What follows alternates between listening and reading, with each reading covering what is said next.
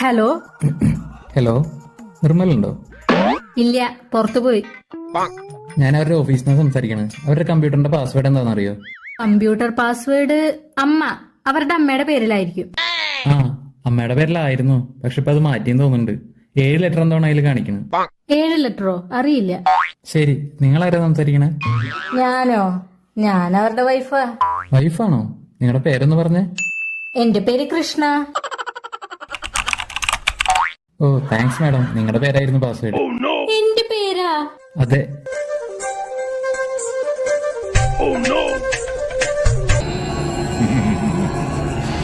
Ha ha ha ha!